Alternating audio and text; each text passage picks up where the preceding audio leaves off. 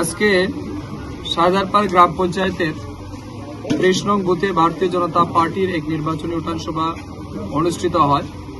এই উক্ত উঠান সভায় উক্ত এলাকার সাধারণ মানুষের উপচে পড়া ভিড় এবং সমর্থন যেভাবে আমরা পেয়েছি, আমরা সত্যি আপ্লুত এবং আনন্দিত।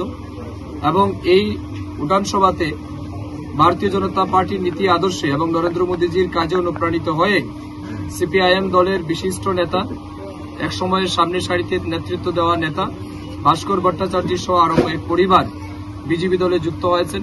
এবং আজকের দিনেই আমাদের ৩২ নং বুথ রাজেন্দ্রনগর, আমাদের বিলাসপুর গ্রাম পঞ্চায়েতের ৩ নং বুথ ফটিকছড়া গ্রাম পঞ্চায়েত, বিভিন্ন জায়গাতে সিপিআইএম দল ত্যাগ করে দিকে দিকে মানুষ ভারতীয় জনতা পার্টিতে যুক্ত হচ্ছেন।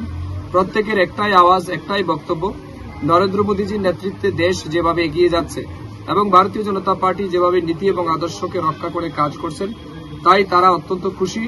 এবং মানুষ ব্যাপক পরিমাণে উন্নয়ন দেখে অনেক সুযোগ সুবিধা পেয়ে তারা সিদ্ধান্ত নিয়েছেন সবাই আগামী দিন নরেন্দ্র মোদীকে ভোট দেবেন।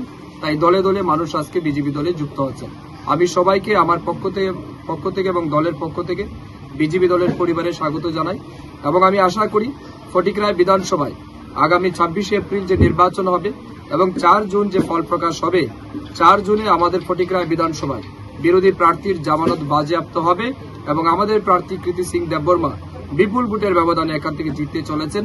সেটা শুধুমাত্র সময়ের অপেক্ষা। ধন্যবাদ, নমস্কার।